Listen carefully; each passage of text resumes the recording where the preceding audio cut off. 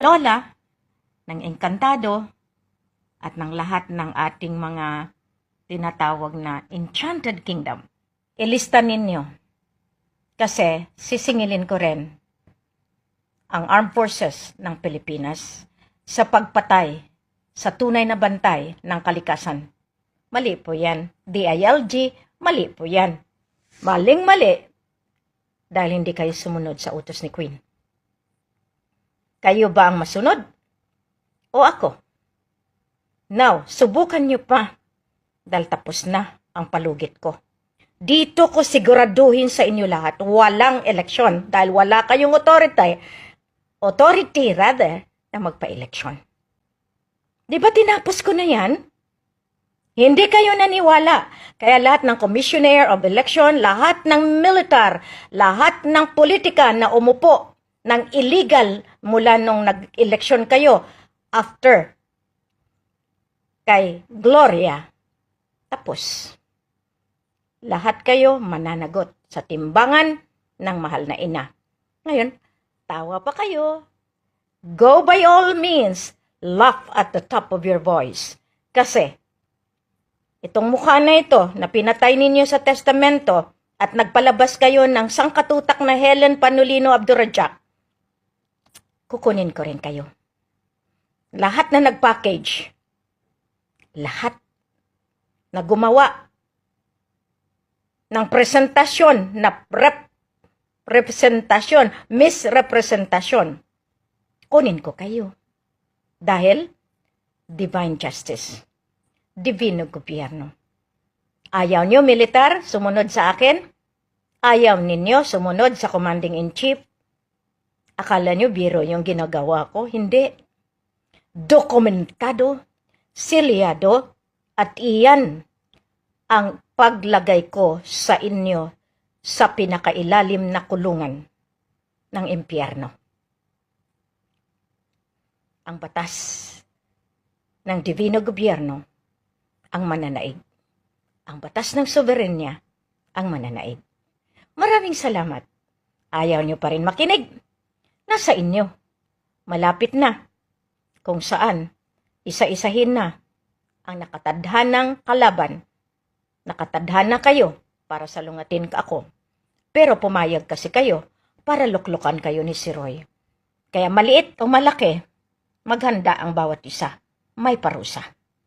Yan ang tinatawag ko sa inyo. Ang mata na trianggulo na kinuha ng kabal, sinira ng Illuminati, sinira ng ISIS, magsisisi kayo. Di ba nabaliktad ko na lahat?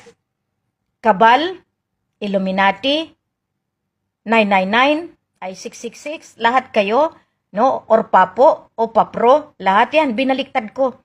Binabaliktad ko ang pinakatinae ng konspirasiya. Maraming salamat. Kasi ngayon, nakikita ninyo, dahil freedom na, bukas, ilang araw na lang, ang nakatakda. Basahin ninyo ang istorya ng Pilipinas. Bawat Hulyo 3, Hulyo 4, sa ibang bayan, dahil delay, nauuna sila, yan titingnan ninyo, may nangyayari. Yan ang tinatawag natin, kalagitnaan ng panahon. July, Hulyo. Kaya sa 3, marami na naman kayong angal. Yung mga umaangal, disgrasya. Ang nag-aantay ng tama, grasya. Ngayon sabihin nyo, matagal na. Kayong umaangal dyan, nililista ko lang kayo.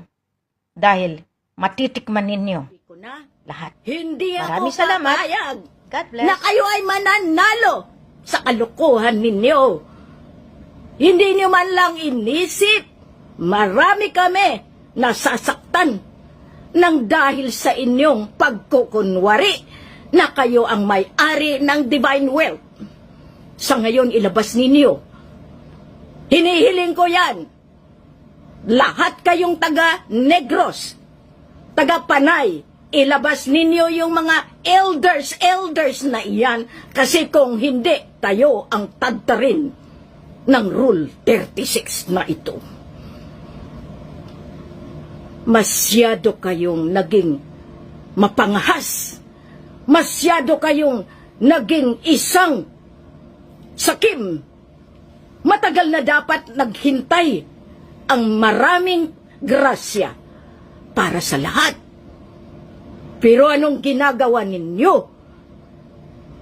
Kinakamkam, inaari, nagpapakabusog, at doon mismo napatunayan. Dahil sinusundan ko bawat buntot ninyo, marami po kayo. Itong araw na ito, lumabas ang pinakatinain ninyo. Ngayon may mukha ka pa, Liza? Agustos? Kayo. Ngayon meron pa sila. Ibabalik ko. Sino yung tinatawagan?